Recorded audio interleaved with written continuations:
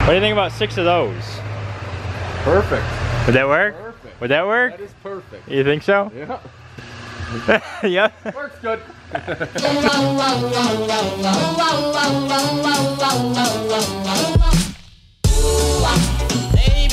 Hello ladies and gentlemen, boys and girls, machines and machine freaks. We are at Chris's shop. I got the Duramax here.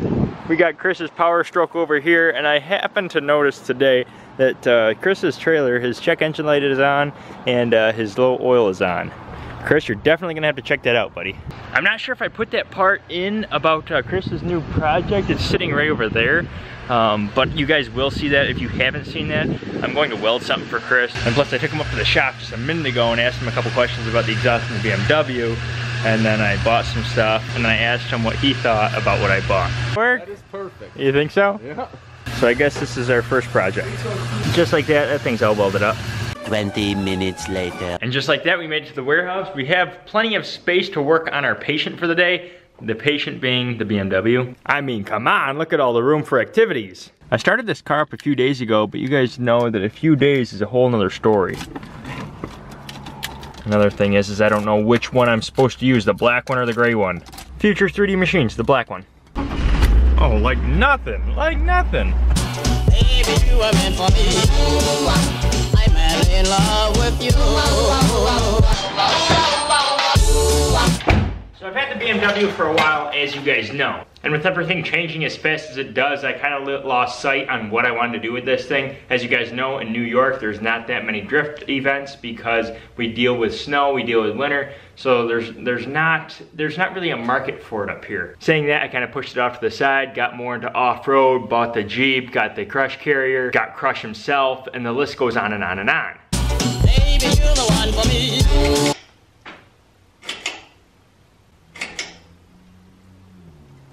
However, I'd like to change that. So I bought some stuff, and I spoke to my buddy Chris a few days ago, the one in the... Yeah? Works good. And he currently has a project going on. If you guys want to see that, I'll put that in like maybe tomorrow's vid or the next vid. Leave it in the comment section below. But he's got a project going. It's really cool. It's kind of the same concept. One of the main differences is he's not doing his with a BMW. We are. What I'm basically going to do, well, I guess I'll just show you. Baby, you are... I'm madly in... Something like that. I've never done a custom exhaust in my life, but there's a first for everything. The first thing on this first thing is, check it out.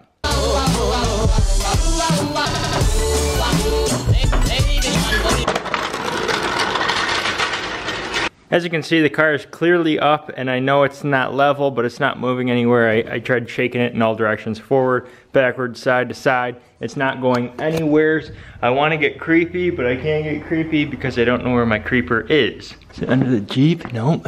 It's not next to the snow bike. Baby, you are meant for me. Not a clue on how this is gonna work. I wonder on the 6 exhaust pipes. Yes, 6 exhaust pipes in front of the rear wheel. However, due to the location of the gas tank and the clearances of the floor and really nothing we can do up there, my only other option is to go behind the rear wheel back here. But first I gotta take those brand new bolts off.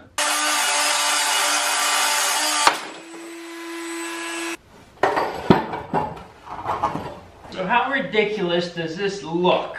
I'm madly in love with you.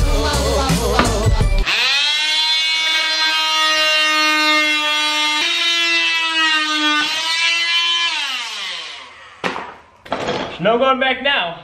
So what I'd like to do is make like a zombie car or a Mad Max car. Something frankly that not a lot of people have. So why not start out with a super crazy exhaust? I went down to the store and picked up a few more items. I got a couple of clamps. This one I found in my cupboard, so if I need a 2-inch, I won't need one because I already have one, obviously. I bought this other coupler here. And since I bought this 36-inch piece of pipe that had an inner and an outer diameter of 2-inch, this coupler that originally I thought I was going to have to weld, it fits right into place. See, it looks like that. I slid it in there. Now only this portion's sticking out. So our zombie vehicle or our Mad Max vehicle will look a little extra clean. Even though step by step we're gonna get further and further away from being clean. I went downtown, took 2 of my couplers back and got this one. However, BMWs and the average vehicle, well, let's just say the BMW is far from the average vehicle. So what that means is nothing is ever going to work right. And because of that, I gotta cut my brand new coupler.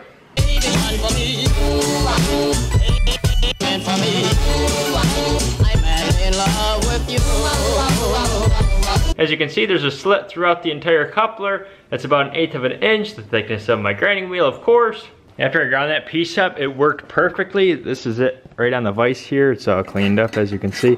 Here, if you guys want to see some penetration here, when it looks like you welded inside of a pipe, you did it right.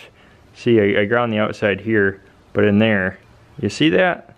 I'm sure I'll get the welder's approval there, but now, however, I don't think I'm going to get the exhaust professional's approval here. Everything's so shiny, the camera doesn't want to focus. But basically what I want to do is I want to put this in there, and then I want to weld those two just like that. That way we can take our new exhaust and put it in the existing exhaust while gaining our new length. I understand I will be restricting the exhaust a little bit due to the fact that I went inside the exhaust and then I'm going inside again. But is that going to affect a lot? I don't think so. And by having the coupler like that, I think that's going to add to our aggressive look. Time to take some electricity and make some metal burn. Never, never let you go.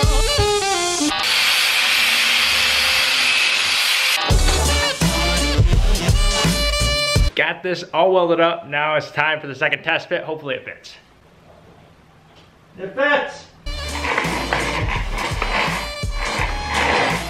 This is why I don't like creepers. I'm literally caught up on nothing and the wheels don't want to turn.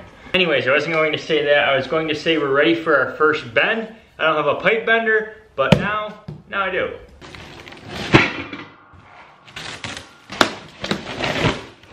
Let's see what this bad boy looks like.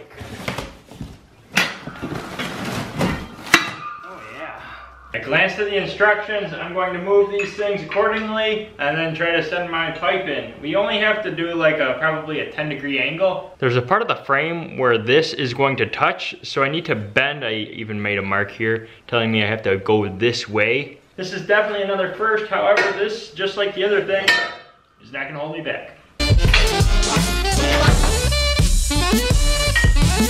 First bend didn't go too bad. I used a 2-inch die. I'm going to switch to the 1.5-inch die if it has it. You can kind of see it kind of screwed it up there a little bit.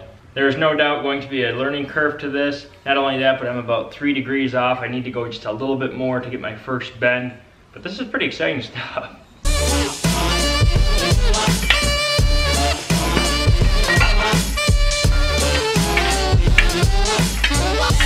I've already learned by jacking it up only one time that it's much more efficient to remove one of these rollers than to jack this thing all the way up.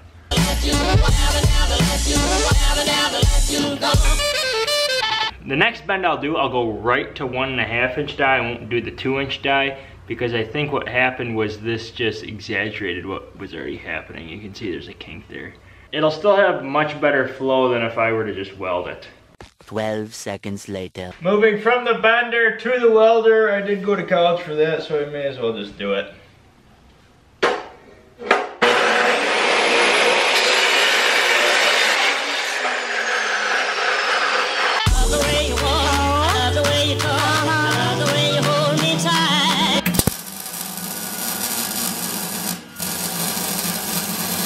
If you're a BMW lover and you've kind of been sketched out about this whole project, well, you're gonna get sketched out a little bit more.